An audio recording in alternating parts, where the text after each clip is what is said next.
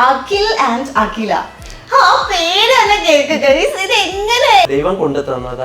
Correct ആയിട്ട് അഖിലിന് ചേർന്ന ഒരാള് അഖില. പെട്ടെന്ന് ഒരു വീട്ടിലേക്ക് ലീവിന് വന്നപ്പോ ഒരു അടഞ്ഞ റൂമിൽ ഞാൻ ഒറ്റയ്ക്കായ ഫീൽ ആയി. ആ ഒറ്റയ്ക്കായ ടൈമില് ഇവളായിരുന്നു എനിക്ക് കൂട്ടിന്. ഞാൻ കൊറേ ഇങ്ങനെ ചോദിച്ചിട്ടുണ്ടായിരുന്നു, എന്താ കൊലപാതകയാണ്. രാത്രിയായിരുന്നു ഇങ്ങനെ ഇത് സംസാരം വന്നത്. അപ്പൊ ഞാൻ രാത്രി തന്നെ പറഞ്ഞു അവളോട്, നിനക്ക് അറിയാത്ത ഒരു കാര്യമുണ്ട്, നീ ഒരിക്കലും ചിന്തിക്കാത്ത കാര്യമായിരിക്കും. ആർമിന്ന് വിചാരിച്ച എനിക്കല്ലേ, അപ്പൊ ആർമിക്കാരൻ വീൽ ചെയറിലോ അങ്ങനെ ആരെങ്കിലും ചിന്തിക്കും?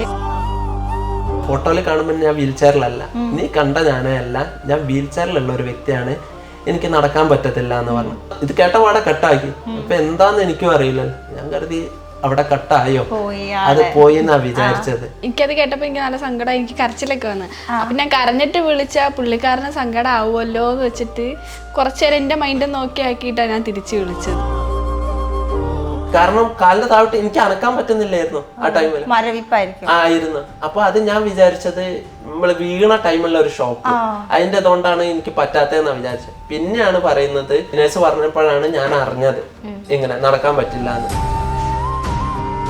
ഒരു നിമിഷം മതി നമുക്ക് ലൈഫ് മാറി വരാൻ. അത് ഞാൻ അന്ന് മനസ്സിലാക്കി. ഒറ്റ നിമിഷം കൊണ്ട് ഞാൻ വീൽ ചെയറിലേക്ക് ഇരിക്കുന്നു. പ്രോപ്പർ ആയിട്ടൊരു പ്രപ്പോസൽ പിന്നീട് ചെയ്തോ? ഇല്ല. പ്രോപ്പർ ആയി. അപ്പൊ നമുക്ക് ഇപ്പൊ ഇവിടെ നിന്ന് പ്രപ്പോസ് ചെയ്യാം. ഇഷ്ടമാണ്. ശരിക്കും നഷ്ടപ്പെട്ടു പോയ സംഭവങ്ങളൊക്കെ ഇപ്പൊ തിരിച്ചു വന്നോണ്ടിരിക്കുന്നല്ലേ? ഇവള് വന്നതിന് ശേഷം എനിക്ക് ഒരുപാട് ഇപ്പൊ ഞാൻ ഒരിക്കലും വിചാരിച്ചില്ല ഇങ്ങനെ ഓടിക്കാൻ പറ്റും. അപ്പൊ ഇവളും കൂടെ എനിക്ക് സപ്പോർട്ട് തന്നു, നമുക്ക് പോയി വരുന്നത് വരട്ടെ, അങ്ങോട്ട് പോവാം.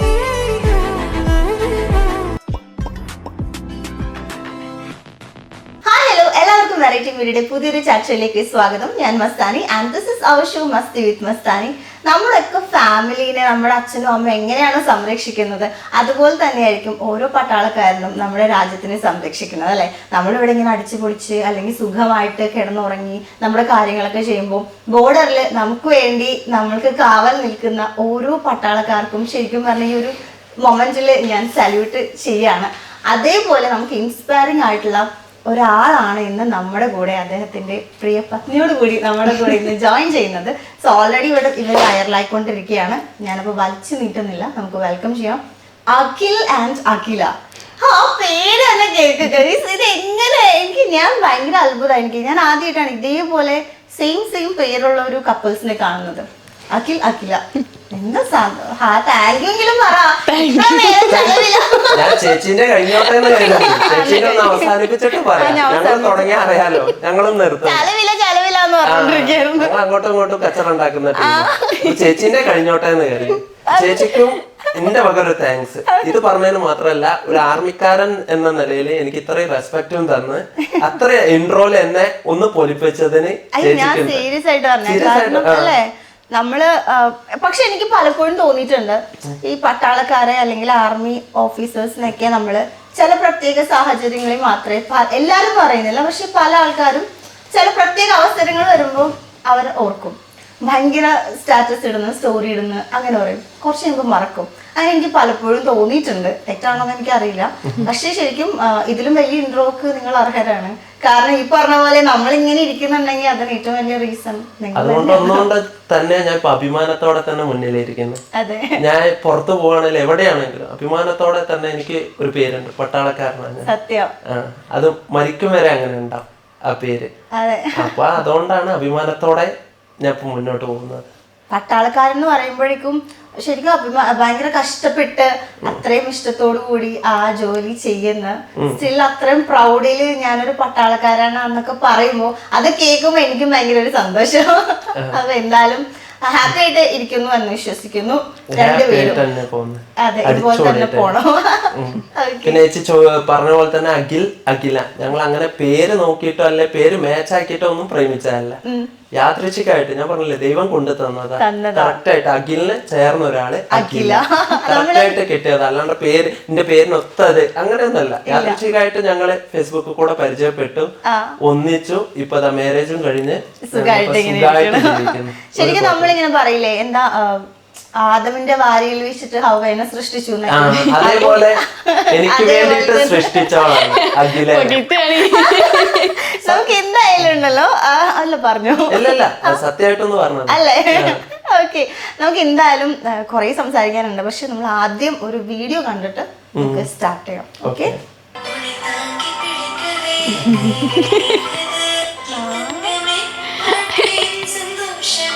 ഈ വരികൾ പോലെ തന്നെ കടവുൾ തന്ത ആയിരുന്നു. കറക്റ്റ് ആയിട്ട് കൊടുത്ത ഒരു പാട്ടാണ്. ഇത് ആരുടെ ഐഡിയ ആയിരുന്നു ഈ പാട്ടിടാന്ന്? ഈ പാട്ടിടാൻ ഞാന് ഇൻസ്റ്റാഗ്രാമില് വേറൊരു വീൽ ചെയറിലുള്ള ഒരു ഏട്ടന്റെ വീഡിയോ കണ്ടിരുന്നു. അപ്പൊ ഈ ആദർശം എന്ന് പറഞ്ഞ അത് എനിക്ക് അറിയില്ലായിരുന്നു. അപ്പൊ അങ്ങനെ ഞാൻ അതിലൂടെ ചാറ്റ് ചെയ്തിട്ട് പരിചയപ്പെട്ട ആ സാറിന് എന്താ പറ്റിയെന്ന് ചോദിച്ചിട്ട് എനിക്ക് അങ്ങനെ വേറെ ഉള്ള ഒരു മാരേജും ഇതൊക്കെ കാണുമ്പോൾ എനിക്കൊരു ഇതാ. അപ്പൊ ഞാൻ എന്താ പറ്റിയത് അങ്ങനെ ചോദിച്ചപ്പോ എന്റെ വീഡിയോ കാണാൻ ഇടണ്ടേ. അപ്പൊ ആ ചേട്ടൻ എഡിറ്റ് ചെയ്തിട്ട് എന്നോട് വാട്സപ്പ് നമ്പറും തന്ന് എഡിറ്റ് ചെയ്ത് എന്നോട് ചോദിച്ചു ഞാൻ ഇതൊന്ന് നിന്നെ കൊളാബറേറ്റ് ചെയ്തിട്ട് ഇട്ടോട്ടെ. അപ്പൊ ഞാൻ പറഞ്ഞു ആ എനിക്ക് കുഴപ്പമില്ല ഇട്ടോളൂ എന്ന്. അതുവരെ ഞാൻ വേറൊരു വീഡിയോ ഇട്ടിട്ടുണ്ടായിരുന്നു, അത് അത്ര റീച്ചും ആരും കണ്ടില്ലായിരുന്നു. ആ ആദർശം എന്ന് പറഞ്ഞ ചേട്ടൻ ഇട്ടു, അവരെ വീഡിയോ നല്ല റീച്ച് ഉണ്ടായിരുന്നു. എന്റെ വീഡിയോ ഇട്ടപ്പോ തന്നെ നല്ല റീച്ച് കിട്ടി. അങ്ങനെയാണ് എല്ലാവരും കാണാനും ആ ഏട്ടൻ ഇട്ട പാട്ടായിരുന്നു. അങ്ങനെ ആ ഏട്ടന് ഞങ്ങളെ വീഡിയോ കണ്ടപ്പോ നല്ല ചേർച്ച തോന്നിയ പാട്ടാണ്. അപ്പൊ അതുകൊണ്ട് ആ ഏട്ടൻ ഇട്ട് റീച്ചായി, എല്ലാവരും കണ്ട്. അതുകൊണ്ട് ഞങ്ങള് ഇപ്പൊ നമ്മളിപ്പോ കണ്ടത് ഇവരുടെ വെഡിങ് വീഡിയോ ആണ്. പക്ഷെ ഈ വെഡിങ്ങിന് പുറകില് കുറെ കഥകളുണ്ട്, ഒരുപാട് സ്നേഹത്തിന്റെയും ത്യാഗത്തിന്റെയും അല്ലെ, ഒരുപാട് സന്തോഷങ്ങളുടെയും കുറച്ച് കണ്ണീരിന്റെ ഒക്കെ നല്ലൊരു സ്റ്റോറി ഉണ്ട്. ഒരു പ്രണയവിവാഹമായിരുന്നു അല്ലെ. അതിനു മുന്നേ നമുക്ക് ആർമിയിൽ ഇരിക്കെ ഒരു അപകടം പറ്റി. അപകടത്തിലേക്ക് നമുക്ക് വരാം. അതിനു മുന്നേ നമുക്ക് ലവ് സ്റ്റോറി എന്നറിയാം. ഇപ്പൊ ഓൾറെഡി പറഞ്ഞു, ഫേസ്ബുക്കിലൂടെ പരിചയപ്പെട്ടു. ഭയങ്കര സിമ്പിൾ ആയിട്ട് ഞങ്ങൾ ഫേസ്ബുക്കിലൂടെ പരിചയപ്പെട്ടു, ഇഷ്ടപ്പെട്ടു, കല്യാണം കഴിച്ചു, ഇപ്പൊ ഇവിടെ ഇരിക്കുന്നു.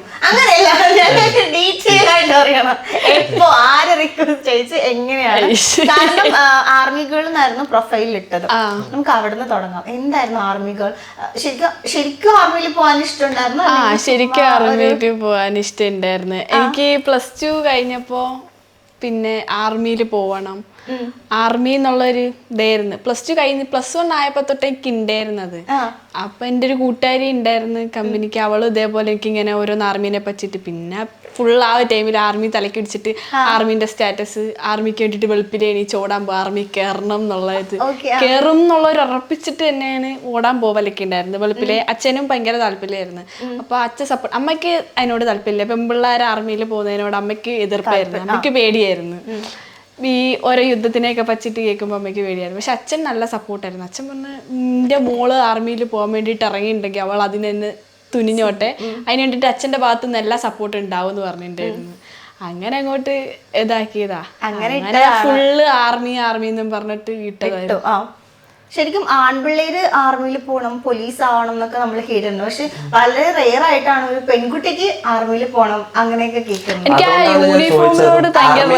കണ്ടപ്പോ ഞാൻ റിക്വസ്റ്റ് അയക്കാൻ കാരണം അല്ലേ, ആ ഒരു ഡൗട്ട് ഉണ്ടായിരുന്നു ആദ്യം. ഇനി ആർമിയാണോ എന്താന്ന് എനിക്ക് അറിയില്ലല്ലോ. ആർമി കേൾന്ന് കണ്ടപ്പോ ഞാൻ ആദ്യം കരുതിയത് ഒരു ആർമിക്കാരിയാണ്. അപ്പൊ എന്താണ് എങ്ങനെയാണ് ചോദിക്കാൻ വേണ്ടിട്ടായിരുന്നു. അതിന് ഞാൻ റിക്വസ്റ്റ് അയച്ചു. ആദ്യം റിക്വസ്റ്റ് അയച്ചത് ഞാൻ തന്നെ ആർമിക്കാര്. ഞാൻ ഇവിടെ നാട്ടിലായിരുന്നു ലീവിന് വന്ന ടൈമില്. അപ്പോ ഞാൻ റിക്വസ്റ്റ് അയച്ചു, ആക്സെപ്റ്റ് ചെയ്തു. ഒരു ദിവസം കഴിഞ്ഞപ്പോഴത്തെ ആക്സെപ്റ്റ് ചെയ്തപ്പോൾ തന്നെ ഞാൻ ഹായ് അയച്ചു. എനിക്ക് ഇതൊക്കെ ചോദിക്കണം എന്നുണ്ടായിരുന്നു ആർമിന്റെ ഡീറ്റെയിൽസ്. അപ്പൊ ഞാൻ ഹായ് അയച്ചു. അതും ഒരു ദിവസമോ 2 ദിവസമോ കഴിഞ്ഞിട്ട് എനിക്ക് റീപ്ലൈ വന്നത്.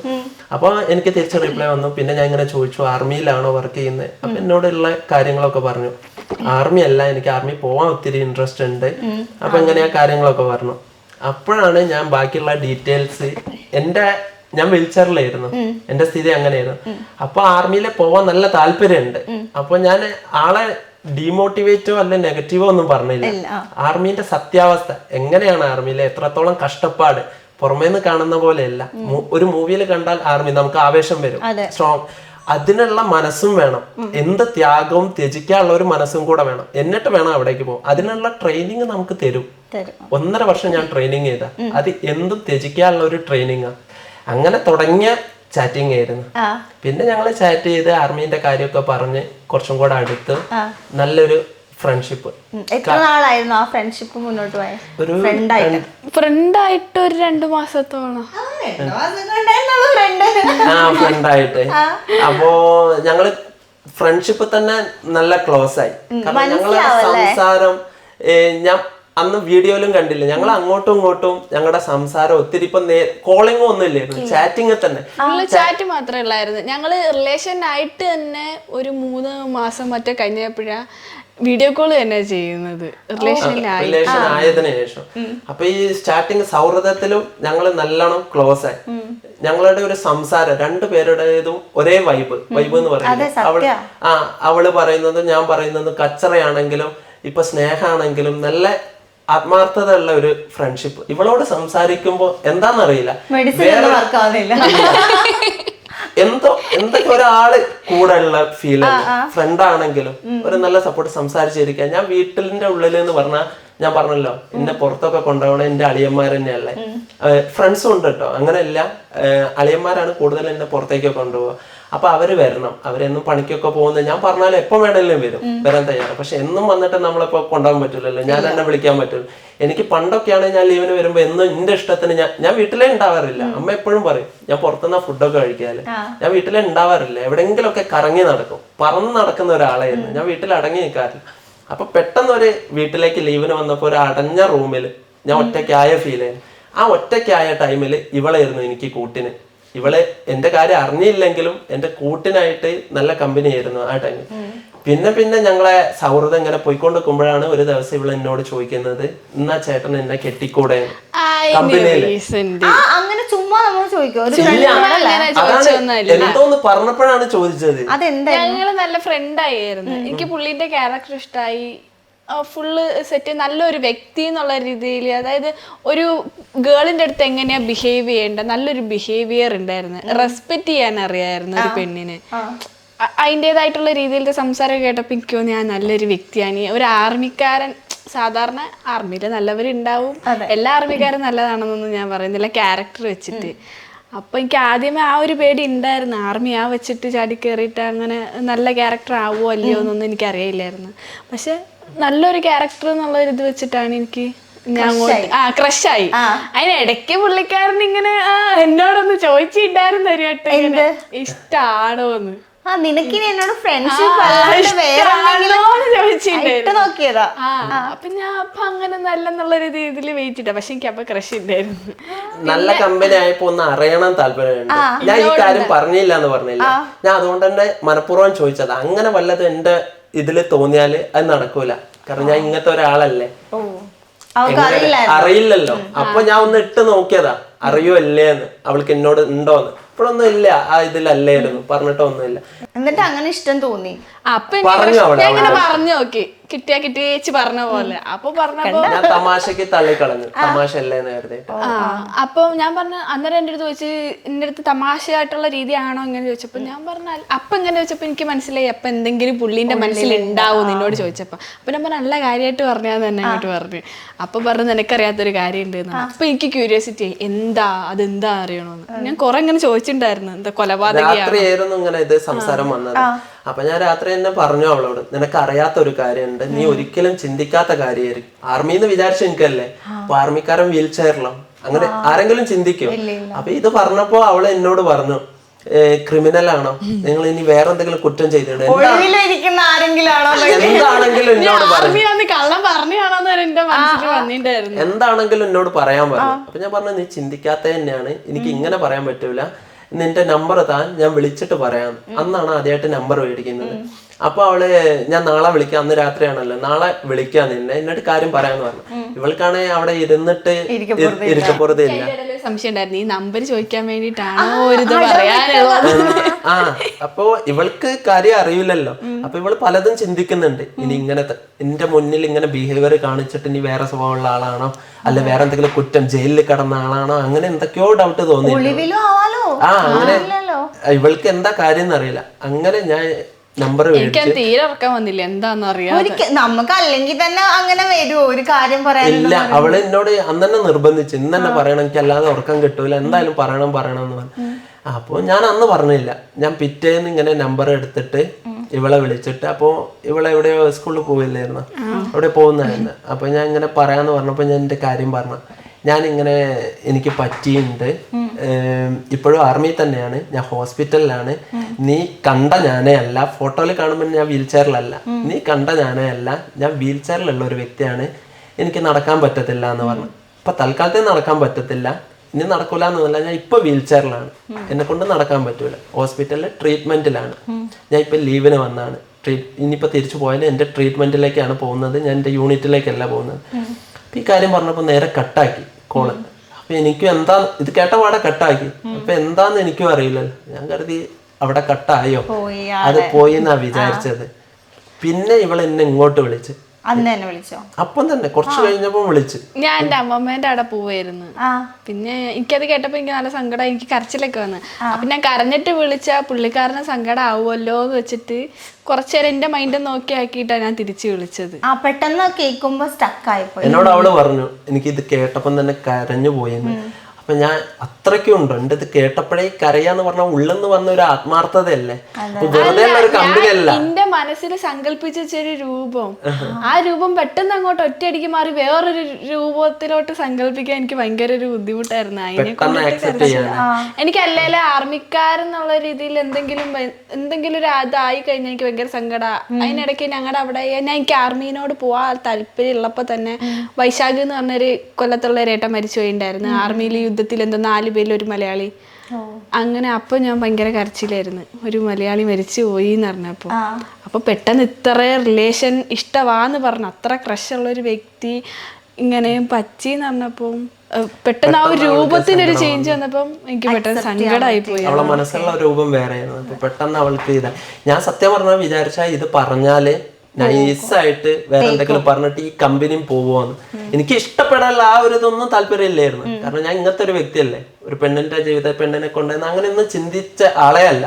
അപ്പൊ ഈ കമ്പനി, എനിക്കിപ്പോ ഒരു കമ്പനി ഉണ്ടല്ലോ, സംസാരിക്കാനും എന്റെ കാര്യങ്ങളൊക്കെ ഷെയർ ചെയ്യാനും. എന്റെ വീട്ടിലാണ് അച്ഛനോടോ അമ്മേനോടോ ഒക്കെ അങ്ങനെ അത്ര ഫ്രണ്ട്ലി ക്ലോസ് ആയിട്ടല്ല, അത്ര ക്ലോസ് അല്ല. അപ്പൊ ഇവളോട് ഇങ്ങനെ ക്ലോസ് ആയിട്ട് സംസാരിക്കുമ്പോ ഇത് പെട്ടെന്ന് പോവല്ലോ എന്നൊക്കെ കരുതിയിട്ടുണ്ടായിരുന്നു. പക്ഷെ ഇത് പറഞ്ഞ് നേരെ മറിച്ചാണ്ടായി. ഇവള് ഒത്തിരി കരഞ്ഞ്, പിന്നെ അപ്പൊ ഇവളെ സ്നേഹം ഇരട്ടി കൂടുതലായി, മനസ്സിലായി. അപ്പൊ അവള് എന്നോട് പറഞ്ഞു, ഇനി ഒരിക്കലും ഞാൻ നിങ്ങളെ വിട്ടു പോവില്ല, നിങ്ങളെ കൂടെ തന്നെ ഉണ്ടാവും. അപ്പൊ അപ്പോഴും ഞാൻ ചിന്തിച്ചത് ഇത് സ്നേഹമല്ല, എന്നോടുള്ള സഹതാപ. എന്റെ കഥ കേട്ടപ്പോ എന്നോടൊരു സഹതാപം തോന്നി. അതിപ്പോ ആർക്കായാലും, നാട്ടിൽ ആർക്കായാലും സഹതാപം. എന്റെ വീട്ടുകാർക്ക് ഒരിക്കലും സഹതാപം തോന്നില്ല, പക്ഷെ വേറെ ആര് കേട്ടാലും എന്നോട് സഹതപിക്കുകയല്ലോ, ഇങ്ങനെ ആയല്ലോ എന്ന് വെച്ചിട്ട്. ഒത്തിരി പേര് പറഞ്ഞിട്ടുണ്ട്, അയ്യോ ഇങ്ങനെയൊക്കെ പറ്റിയല്ലോ, ആണ്, അയ്യോ ഇങ്ങനെ പറ്റില്ല. അത് കേൾക്കുമ്പോൾ തന്നെ നമുക്ക് ഫീൽ ആവുകയല്ലോ, നല്ല ഇങ്ങനെയൊക്കെ നടന്നിട്ട് ഇങ്ങനെ വരുത്തിയല്ലോ ദൈവം, അങ്ങനെയൊക്കെ പറയുമ്പോൾ ഫീൽ ആവുക. പക്ഷെ ഇവൾക്ക് സഹതാപാന്നാ ഞാൻ കരുതിയത്, എന്നോട് സ്നേഹം കൂടിയത് കണ്ടപ്പോ. പക്ഷെ ഒരിക്കലും അത് സഹതാപല്ല എന്ന് ഞാൻ മനസ്സിലാക്കാൻ പിന്നെ ഒരുപാട് ടൈം എടുത്തിട്ടുണ്ട്. പക്ഷെ ആ ടൈമിൽ അവൾ എന്നോട് പറഞ്ഞു, നിങ്ങളെ വിട്ടെനിക്ക് പോകാൻ പറ്റില്ല, വേണം, നിങ്ങൾ കൂടെ ഉണ്ടെങ്കിലും ഞാൻ ഓക്കെ, അത്രയും ഓക്കെയാണ്. ഫ്രണ്ട്ഷിപ്പിലായാലും നിങ്ങൾ സംസാരിക്കുമ്പോൾ എനിക്കൊരു കംഫർട്ട് തോന്നുന്നുണ്ട്. അപ്പൊ ഇത് നിർത്താൻ എനിക്ക് മുന്നോട്ട് പോവാനാണ് താല്പര്യം. അപ്പൊ ഇനി നിങ്ങൾ എങ്ങനെയാണെങ്കിലും എനിക്ക് നിങ്ങളെ കൂടെ ജീവിക്കാനാണ് താല്പര്യം എന്ന് പറഞ്ഞു. ഒരു മിനിറ്റ്, അപ്പം അങ്ങനെ പറഞ്ഞു, ഇങ്ങനെയാണ് അപ്പൊ പ്രപ്പോസ് ചെയ്തത്. പ്രോപ്പർ ആയിട്ട് ഒരു പ്രപ്പോസൽ പിന്നീട് ചെയ്തോ? ഇല്ല. അപ്പൊ നമുക്ക് ഇപ്പൊ ഇവിടുന്ന് പ്രപ്പോസ് ചെയ്യിക്കാം. രണ്ടും കൽപ്പിച്ചാണല്ലോ. അഖിലല്ലേ, ഇത് ഭയങ്കര സുഖാട്ടോ. അഖിലെന്ന് വിളിച്ചാൽ രണ്ടുപേരും കാരണം എന്നെ ഒരിക്കലും അഖിലിന് ആരും വിളിക്കില്ലല്ലോ, അപ്പൊ അഖിലെന്നല്ലേ വിളിക്കുക രണ്ടുപേരും. ഞങ്ങൾ ഒരുമിച്ചുള്ളപ്പോ ആരും അഖിലെന്ന് വിളിച്ചാല് രണ്ടുപേരും നോക്കും. അങ്ങനത്തെ ഒരു പ്രശ്നം വരാനുണ്ട്.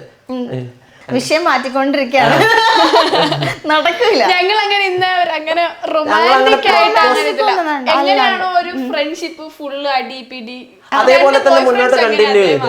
ലവർ ആണേലും ഇപ്പൊ മാരേജ് കഴിഞ്ഞപ്പോഴും എന്റെ വൈഫാന്നുള്ള രീതിയിലല്ല, ഫ്രണ്ട് മീൻസ് അങ്ങനെയല്ല, അറ്റാച്ച് ഉള്ള ഒരാള്. ഞങ്ങൾ അങ്ങനെ ഭാര്യ ഭർത്താവ് അങ്ങനത്തെ ഒന്നല്ല,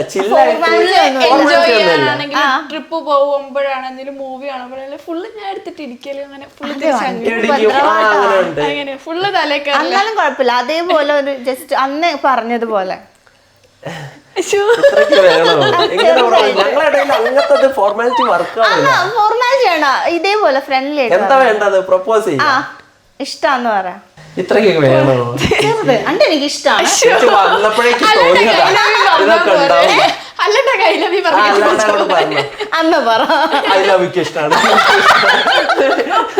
എനിക്ക് ഇഷ്ടമാണ്, കല്യാണം കഴിക്കാൻ താല്പര്യമുണ്ട്. അപ്പൊ എന്താന്ന് വെച്ചാ ഇപ്പൊ മാറ്റാൻ പറ്റും. ഫോർമാലിറ്റീസ് ഞങ്ങളുടെ ഇടയിൽ വരൂല. എന്നാലും just ചോദിച്ചു, ജസ്റ്റ് ചോദിച്ചു, ഇത്രയും പറഞ്ഞല്ലേ ചോദിച്ചു. ഞാൻ അന്ന് പ്രപ്പോസ് ചെയ്ത പോലെ ഓ മതി മതി. നിങ്ങൾക്ക് എന്നെ കെട്ടാൻ കഴിയോ? ഭീഷണിപ്പെടുത്താനല്ല ഇന്ന് എന്റെ ഏട്ടനെ ഒന്ന് കെട്ടിക്കൂടെ നിങ്ങൾക്ക്? തമാശ പറയല്ലേ, തമാശക്ക് പറയണ്ട. നിന്റെ തമാശ കെട്ടാൻ കഴിയോ ചോദിക്കുന്നത് തമാശയായിട്ട് തോന്നുന്നുണ്ട്. സീരിയസ് ആയിട്ടാണോ പറയുന്നത്? സീരിയസ് ആയിട്ടല്ലാണ്ട് ഒരാടുത്ത് ഞാൻ വന്നിട്ട് വെറുതെ എന്നെ കെട്ടാൻ കഴിയുമെന്ന് ചോദിക്കാം. ഇതുവരെ ഞാൻ നിന്നെ അങ്ങനെ കണ്ടില്ലല്ലോ. അതുകൊണ്ട് എനിക്ക് നിന്നോട് നീ അറിയാത്ത ഒരു കാര്യമുണ്ട്, അത് പറയാനുണ്ട്. എന്താ ഞാനറിയാത്ത ഇത്ര വലിയ കാര്യം? അത് നീ ചിന്തിച്ചിട്ടേ ഉണ്ടാവില്ല, വർക്കൗട്ട് ആവില്ല. ഞങ്ങൾ അഡ്ജസ്റ്റ് ചെയ്തോളാം. ഇപ്പോ നമ്മള് പ്രപ്പോസ് ചെയ്തു. അപ്പൊ ഇങ്ങനെ പറഞ്ഞു എനിക്ക് ഒരു കാര്യം പറയാനുണ്ടെന്ന് പറയുന്നു. അതിനുശേഷം ഈ ആർമിയിൽ ഉണ്ടായിരുന്ന ആ ഒരു ഇൻസിഡന്റിനെ കുറിച്ച് അഖിലേനോട് പാറുന്ന് പറയുന്നത്, അതാണ് കുറച്ചുകൂടി എളുപ്പം, പാറുവിനോട് പറയുന്നു. അപ്പം എന്തായിരുന്നു ആ ഒരു ഇൻസിഡന്റ്? അതെ, ഡീറ്റെയിൽ ആയിട്ട് ഞാൻ പറഞ്ഞില്ല അവളോട് ഇന്ന് വരെ. ഈ കഴിഞ്ഞ ഞാനും ഈ അടുത്ത ഈ വീഡിയോയിലാണ് അവളുടെ ഇന്റർവ്യൂ കിട്ടിയപ്പോഴാണ് ഞാൻ ഡീറ്റെയിൽ ആയിട്ട് അന്നാണ് എല്ലാവരോടും ഞാൻ തുറന്ന് ഇത്രയും പറയുന്നത്. എന്റെ ഡീറ്റെയിൽ എങ്ങനെയൊക്കെ പറ്റി, എന്തൊക്കെ പറ്റി, എനിക്ക് എങ്ങനെ പറ്റി, എവിടെ കൊണ്ടുപോയി എന്നൊക്കെ ഞാൻ ഡീറ്റെയിൽ ആരോടും പറഞ്ഞില്ല. എന്റെ വീട്ടുകാരോട് പോലും ഞാൻ അങ്ങനെ പറഞ്ഞില്ല. ഇവളോടും ഞാൻ പറഞ്ഞത് അത്രയേ ഉള്ളൂ. എനിക്ക് അത് ഞാൻ പറയാം. 2018 പഞ്ചാബിൽ വെച്ചിട്ട് ഞാനൊരു അസാൾട്ട് ട്രെയിനിങ് ഉണ്ടായിരുന്നു ഞങ്ങളെ യൂണിറ്റിൽ തന്നെ. ട്രെയിനിങ് കഴിഞ്ഞ് ഞാൻ പോസ്റ്റിംഗ് ആയതാ. അപ്പൊ അവിടെ വെച്ചിട്ട് അസാൾട്ട് ട്രെയിനിങ്ങിന്റെ ഇടയിൽ ഞാൻ കയറ് പൊട്ടിയിട്ട് വീണതായിരുന്നു, ബാക്ക് അടിച്ചിട്ട് വീണതാ. അപ്പൊ ഞങ്ങളെ കൂടെ റൈഫലും ഉണ്ടായിരുന്നു, ഒരു ബാഗും ഉണ്ടായിരുന്നു. അപ്പൊ റൈഫല് തട്ടിയിട്ട് എനിക്ക് ഇവിടെ ഹെഡ് ഇഞ്ചുറി വന്ന്, ബ്ലഡ് ഉണ്ടായിരുന്നു. പിന്നെ എനിക്ക് സ്പൈനിന് പ്രശ്നം വന്ന ബാഗിന്റെ ഉള്ളിൽ ഒരു മസ്ട്രിൻ ഉണ്ട്, നമ്മൾ ഈ ഫുഡൊക്കെ വെക്കുന്നത്, അത് അവിടെ തട്ടിയിട്ട് എല്ല് പൊട്ടിയതായിരുന്നു. അങ്ങനെ അതിപ്പോ വീണ പാടെ ആർക്കും അറിയില്ലായിരുന്നു എനിക്ക് എന്താ പറ്റിയെന്ന്. ബ്ലഡ് ഒക്കെ കണ്ടപ്പോ എന്നെ എടുത്ത് കൊണ്ടുപോയി ഹോസ്പിറ്റലിൽ കൊണ്ടുപോയി. ആദ്യം നോർമൽ ഹോസ്പിറ്റലിലായിരുന്നു കൊണ്ടുപോയി, മിലിറ്ററിന്റെ തന്നെ. അവിടെ കൊണ്ടുപോയപ്പോ അവരിങ്ങനെ സ്കാനിങ് ഒരു ദിവസം എടുത്തു, എനിക്ക് ബോധമില്ലായിരുന്നു. സ്കാനിങ് ഒക്കെ ചെയ്തപ്പോഴാണ് ഇവന് സ്പൈനിന് പ്രശ്നം വന്നിട്ടുണ്ട്, ഇവനെ പെട്ടെന്ന് കൊണ്ടുപോകണം എന്ന് പറഞ്ഞത്. ഞങ്ങൾ അങ്ങനെ കമാൻഡ് ഹോസ്പിറ്റലിലേക്ക് കൊണ്ടുപോയി, മെയിൻ ഹോസ്പിറ്റലാ പഞ്ചാബിലുള്ള. അവിടേക്ക് എന്നെ ട്രാൻസ്ഫർ ചെയ്ത് അവിടെ ചെന്നിട്ട് 5 ദിവസം കഴിഞ്ഞപ്പോഴാണ് എൻ്റെ ഓപ്പറേഷൻ ചെയ്തത്. ഓപ്പറേഷൻ ചെയ്ത് ബാക്കിൽ സ്ക്രൂ ഇട്ട് എന്നെ വാർഡിലേക്ക് ആക്കി. പിന്നെ ഒരു മാസത്തോളം അവിടെയായിരുന്നു, പഞ്ചാബ് ആ ഹോസ്പിറ്റലിലായിരുന്നു. അപ്പോൾ അവിടേക്കാണ് എൻ്റെ അച്ഛൻ വന്നിരുന്നു. ഞാൻ അച്ഛനെ വിളിച്ച്, ഞാൻ ആദ്യം പറഞ്ഞല്ലോ, ഞാൻ ആ വീഡിയോയിലും പറഞ്ഞിട്ടുണ്ട്, എനിക്ക് കൂടുതൽ അറ്റാച്ച് ഉള്ള എൻ്റെ അച്ഛനോട് തന്നെ. എനിക്ക് എന്തൊരു പ്രശ്നം വന്നാലും ഞാൻ ആദ്യം പറയും എൻ്റെ അച്ഛനോടാ വിളിക്കുക. ഏതൊരു അങ്ങനത്തെ ഘട്ടത്തിൽ വന്ന എന്റെ അച്ഛനാ വരിക. മുന്നേ എന്റെ കോളേജിൽ പഠിക്കുന്ന ടൈമിൽ ഒരു വണ്ടി തട്ടിണ്ടായിരുന്നു. പെട്ടെന്ന് നമുക്കറിയില്ലല്ലോ, വണ്ടി കിട്ടുമ്പോൾ നമ്മൾ പേടിക്കല്ലേ. ഞാൻ പെട്ടെന്ന് എന്റെ അച്ഛനെ വിളിച്ചു. അച്ഛൻ അപ്പം തന്നെ ബസ്സിൽ വന്ന്, അവിടെ പോലീസുകാരും ഒക്കെ വന്നിരുന്നു. എന്റെ ഭാഗത്തുള്ള മിസ്റ്റേക്ക് അല്ല, കാറ് ടേൺ ചെയ്താ, പക്ഷെ തട്ടിയൊന്നും അങ്ങനെ പറ്റിയില്ല.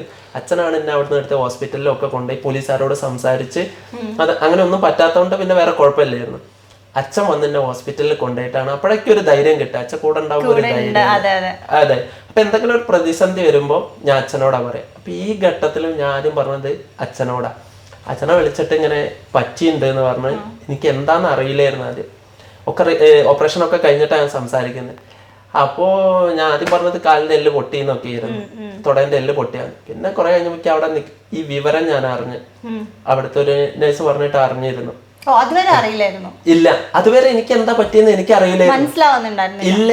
കാരണം കാലിന്റെ താഴോട്ട് എനിക്ക് അനക്കാൻ പറ്റുന്നില്ലായിരുന്നു ആ ടൈമിൽ, ആയിരുന്നു. അപ്പൊ അത് ഞാൻ വിചാരിച്ചത് നമ്മള് വീണ ടൈമുള്ള ഒരു ഷോക്ക്, അതിന്റെ അതുകൊണ്ടാണ് എനിക്ക് പറ്റാത്തതെന്നാ വിചാരിച്ചത്. പിന്നെയാണ് പറയുന്നത്, നേഴ്സ് പറഞ്ഞപ്പോഴാണ് ഞാൻ അറിഞ്ഞത് ഇങ്ങനെ നടക്കാൻ പറ്റില്ല എന്ന് അവര് പറഞ്ഞത്. ആ ടൈമിൽ നടക്കാൻ പറ്റൂല എന്നാട്ടോ, കാലാകാലം നടക്കാൻ പറ്റൂല എന്നല്ല അവര് പറഞ്ഞത്. പിന്നെ ഇതിനുള്ള ട്രീറ്റ്മെന്റും കാര്യങ്ങളൊക്കെ ഉണ്ട്.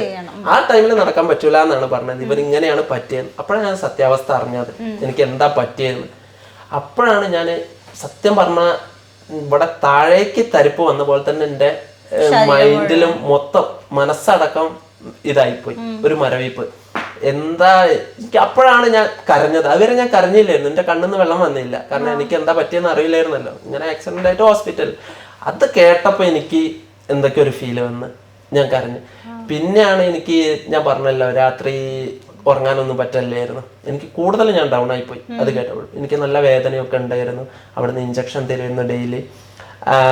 അങ്ങനെയാണ് ഞാൻ ഉറങ്ങാറ് സ്റ്റാർട്ടിങ് ഉള്ള ടൈമിൽ. ഇപ്പോഴാണ് എത്രയോ റിക്കവർ ആയത്. പിന്നെ എന്ന് പറയുന്നത് വീട്ടിലൊക്കെ ഞാൻ ഇങ്ങനെ പറയാറ്, അച്ഛനും പറഞ്ഞില്ല അമ്മേനോട്. അമ്മ അത് എങ്ങനെ ആക്സെപ്റ്റ് ചെയ്യുമെന്ന് അറിയില്ലായിരുന്നല്ലോ. അപ്പൊ അമ്മേനോടും അച്ഛ വിവരം അറിയിച്ചില്ല. ചേച്ചിമാരാണേലും ചേച്ചിമാരോടും പറഞ്ഞില്ല. അളിയന്മാർക്ക് അറിയായിരുന്നു, അളിയന്മാരും ചേച്ചിമാരോട് പറഞ്ഞില്ല. അങ്ങനെ ഇവർക്ക് ആർക്കും അറിയില്ല. ഞാനും വിളിക്കുമ്പോ ഒക്കെ പറയാം കാലിന് തുടേന്റെ എല്ല് പൊട്ടിയിട്ടുണ്ടായിരുന്നു. ഇത് പെട്ടെന്ന് ആക്സെപ്റ്റ് ചെയ്യാൻ പറ്റൂലല്ലോ. ഞാൻ തന്നെ എനിക്കേ ആക്സെപ്റ്റ് ചെയ്യാൻ പറ്റുന്നില്ല. ഞാൻ എങ്ങനെ നടന്ന ഒരാളാ പറഞ്ഞ് ഈ ആർമിയിലെ എങ്ങനെ പോകുമ്പോ ഫുൾ ഫിറ്റ് ആവണ്ടേ. അപ്പൊ ഒരു ഫിറ്റ് ഉള്ള ആള്, അത്രയും ഫിറ്റ് ബോഡി ആയ ഒരാള് ഇങ്ങനെ ആവുമ്പോ എന്റെ പഴയകാല ഓർമ്മകളാണ് എനിക്ക് വന്നത്. അത്രയും ഫുട്ബോൾ കളിക്കുക, ചെറുപ്പം തൊട്ടേ വളർന്ന രീതി. അപ്പൊ അതൊക്കെ എൻ്റെ മൈൻഡിലേക്ക് വരുന്നത്. പഴയ കാലങ്ങൾ ഞാൻ നടന്നതും ഓടിക്കളിച്ചതും ബൈക്ക് ഓട്ടുന്നതും ഒക്കെയായിരുന്നു എൻ്റെ ഓർമ്മയിൽ. അപ്പൊ അതിന് പെട്ടെന്ന് ഒരു നിമിഷം മതി നമുക്ക് ലൈഫ് മാറി വരാൻ. അത് ഞാൻ അന്ന് മനസ്സിലാക്കി. ഒറ്റ നിമിഷം കൊണ്ട് ഞാൻ വീൽ ചെയറിലേക്ക് ഇരിക്കുന്നത്. അങ്ങനെ നടന്ന ഒരാള്, ഇതിപ്പോ ആരെ കാര്യമാണെങ്കിലും ഒറ്റ നിമിഷം മതി എന്തെങ്കിലും സംഭവിക്കണമെങ്കിൽ. അപ്പൊ അത് ഞാൻ മനസ്സിലാക്കി. ഞാൻ വീൽ ചെയറിലായ അവിടെ നിന്ന് എന്നെ പൂനെയിലുള്ള മിലിറ്ററി ഹോസ്പിറ്റൽ ഉണ്ട്, അവിടേക്ക് കൊണ്ടുപോകണം എന്ന് പറഞ്ഞു. അങ്ങനെ എന്നെ അവിടെ നിന്ന് ഷിഫ്റ്റ് ചെയ്ത്. അപ്പം എത്ര നാള് ഹോസ്പിറ്റലിൽ കിടന്നു മൊത്തം ഈ ട്രീറ്റ്മെന്റ് ഒക്കെ? ഇപ്പോ 2021 ഫെബ്രുവരിയിലായിരുന്നു എനിക്ക് പറ്റിയിട്ട് അഡ്മിറ്റ് ആയി. അന്ന് മുതൽ ഇപ്പം വരെ ഞാൻ ഹോസ്പിറ്റലിൽ തന്നെ ഒരു 4 വർഷം ആവാനായി. ഈ ഫെബ്രുവരി ആകുമ്പോൾ 4 വർഷം സർവീസ് തന്നെയാണ്. ഞങ്ങളെ ഹോസ്പിറ്റൽ ആണെങ്കിലും ഇത് സർവീസ് പീരീഡാ. സർവീസിലുള്ള സോൾജർ ആൾക്കാരെ അവിടെ ഒരു 3 വർഷം കഴിഞ്ഞാൽ ഞങ്ങളെ വീട്ടിലേക്ക് പറഞ്ഞു വിടുക ചെയ്യാം. ബോർഡ് ഔട്ട് എന്ന് പറഞ്ഞൊരു സംഭവം ഉണ്ട്. കാരണം വീൽ ചെയറിലല്ലേ, ഇനിയൊന്നും ചെയ്യാൻ പറ്റും. ഒരു സ്റ്റിക്കൊക്കെ പിടിച്ച് നടക്കുന്ന ഒരാളാണെങ്കിൽ കുഴപ്പമില്ല, പറ്റും, പിന്നെ സർവീസ് ചെയ്യാനും. പക്ഷെ വീൽ ചെയറിലുള്ള ആളെ അങ്ങനെ നിർത്താറില്ല, പിന്നെയും ബോർഡ് ഔട്ട് ചെയ്ത് വരാം. അപ്പൊ ഇതുവരെ ഞാൻ ഒരു ഹോസ്പിറ്റൽ ലൈഫിൽ തന്നെയായിരുന്നു. അപ്പോൾ ആദ്യമായിട്ടാണ് ഞാൻ 6-7 മാസം കഴിഞ്ഞപ്പോഴാണ് ഞാൻ ലീവിന് വരുന്നത്, നാട്ടിലെ വരുന്നത്. എനിക്കും ഹോസ്പിറ്റലിന്റെ ഉള്ളിലല്ലേ ഈ അവസ്ഥയിൽ ഫസ്റ്റ് ടൈം ഞാൻ വീട്ടിലേക്ക് വരുന്നത് 6 മാസം കഴിഞ്ഞപ്പോൾ. എനിക്കൊന്ന് വീട്ടിലേക്കൊക്കെ പോകണം എന്ന് തോന്നി. ഹോസ്പിറ്റലിന്റെ ഉള്ളിൽ തന്നെയല്ലേ നമ്മുടെ മൈൻഡ്. അത്രയും കാലം ഇന്നേ വരെ ഞാൻ ഹോസ്പിറ്റലിൽ നിന്നില്ല, ഹോസ്പിറ്റലിൽ അഡ്മിറ്റ് ആവാത്ത ഒരാളാ, ഇന്നേ വരെ അങ്ങനെ നിന്നില്ല. അപ്പൊ എനിക്കൊരു ചേഞ്ച് വേണം തോന്നി, നാട്ടിലൊക്കെ പോയി പുറത്തൊക്കെ പോയിട്ട്. പക്ഷെ എല്ലാവരും എങ്ങനെ ഫേസ് ചെയ്യണം ആ ഒരു പേടി ഉണ്ടായിരുന്നു എനിക്ക്. നാട്ടിൽ പോയാൽ എങ്ങനെ ഫേസ് ചെയ്യും, എല്ലാവരും മുന്നിൽ ഞാൻ വീൽ ചെയറിൽ പോകണ്ടായി. എന്റെ സ്വന്തം വീട്ടിലേക്ക് ഞാൻ വീൽ ചെയറിൽ കയറി ചെല്ലണ്ടായി. അതിന്റെ മുന്നത്തെ ലീവിൽ വരെ ഞാൻ സർപ്രൈസ് കൊടുത്ത ആളാ. ഒരു ഓണത്തിന് ഫസ്റ്റ് പോയതായിരുന്നു, വീട്ടുകാരോട് പറയാണ്ട് കയറി ചെന്ന ആളാ ഞാൻ. അപ്പൊ അച്ഛനൊക്കെ അന്ന് അത്രയും സന്തോഷമായിരുന്നു. ഓണത്തിന്റെ അന്ന് രാവിലെ എത്തിയതാണ്, അച്ഛൻ പോലും അറിയാണ്ട്, ആരോടും പറഞ്ഞില്ല, സർപ്രൈസ് കൊടുത്ത ആളാണ്. അപ്പോ അങ്ങനത്തെ ഞാൻ വീൽ ചെയറിൽ കയറി ചെല്ലുമ്പോൾ ഫേസ് ചെയ്യാൻ ഭയങ്കര ബുദ്ധിമുട്ടല്ലേ. വീട്ടിൽ ചെന്ന് അപ്പോഴാണ് അമ്മേനോട് കുറച്ച് മുന്നേ, ഞാൻ ചെല്ലുന്നതിന് മുന്നേ അച്ഛൻ പറഞ്ഞിരുന്ന കാര്യം. അപ്പോഴാണ് അമ്മയ്ക്ക് കാര്യമായിട്ട് മനസ്സിലായി എങ്ങനെയാന്ന്.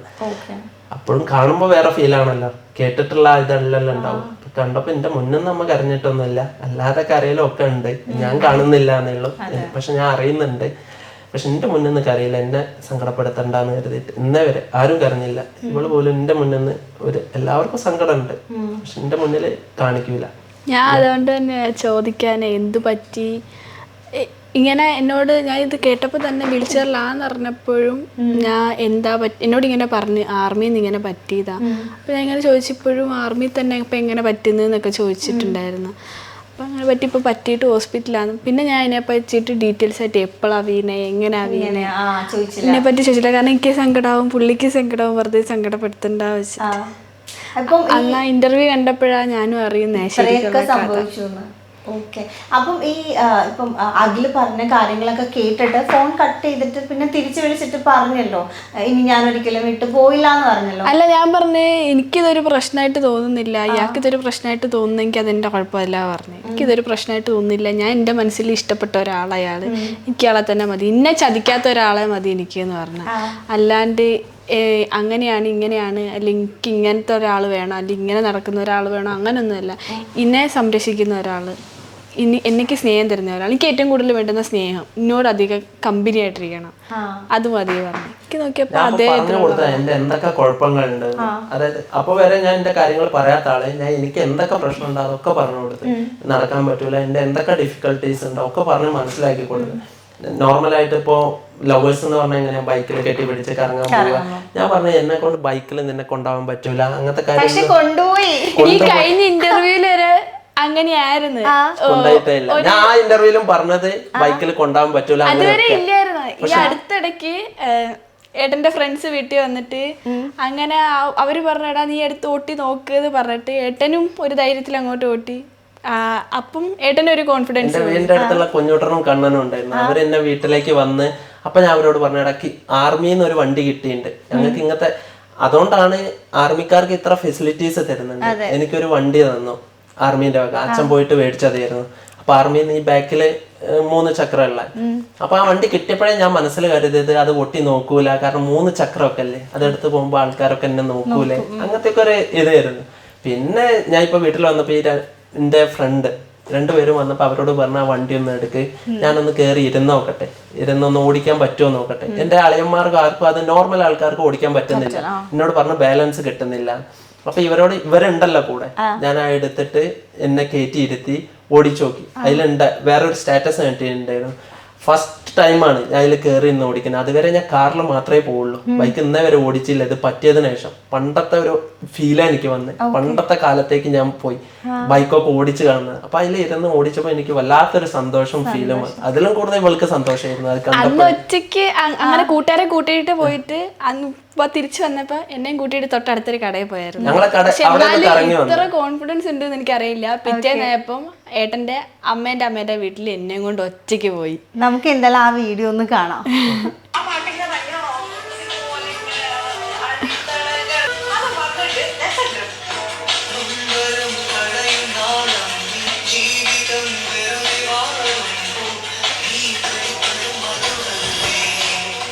ശരിക്കും നഷ്ടപ്പെട്ടു പോയ സംഭവങ്ങളൊക്കെ ഇപ്പൊ തിരിച്ചു വന്നോണ്ടിരിക്കുന്നല്ലേ? വന്നോണ്ടിരിക്കുകയാണ് ഓരോ കാര്യങ്ങള്. ഇവള് വന്നതിന് ശേഷം എനിക്ക് ഒരുപാട്, സത്യം പറയാ, ഞാൻ ഒരുപാട് മാറ്റങ്ങളുണ്ട് എനിക്ക്. ഇപ്പൊ ഞാൻ ഒരിക്കലും വിചാരിച്ചില്ല ഇങ്ങനെ ഓടിക്കാൻ പറ്റുന്നു. ഇവളും എനിക്ക് ധൈര്യം തന്ന്. ഇവള് പറഞ്ഞു എന്നോട് നമുക്ക് അമ്മേന്റെ വീട്ടിലൊക്കെ പോയി വരിക. ഞാൻ കഴിഞ്ഞ ലീവിന് വരെ വന്നപ്പോഴൊക്കെ അമ്മേന്റെ വീട്ടിലേക്ക് പോയത് കാറിന്. അവിടെ പോയി ഒത്തിരി ബുദ്ധിമുട്ടും ഒക്കെ ഉണ്ട്. ഇതിപ്പോ ആരും വിളിക്കാണ്ട് ഞാൻ പറഞ്ഞു ഇവളെയും കൂട്ടിയിട്ട് എനിക്ക് സ്വന്തമായിട്ട്, എന്റെ ഒരു ആഗ്രഹമായിരുന്നു ബൈക്കിൽ വെച്ചിട്ട് പോവാ. അത് നടക്കും ഞാൻ ഒരിക്കലും കരുതിയില്ല. അപ്പൊ ഇവളും കൂടെ എനിക്ക് സപ്പോർട്ട് തന്നു, നമുക്ക് പോയി വരാം.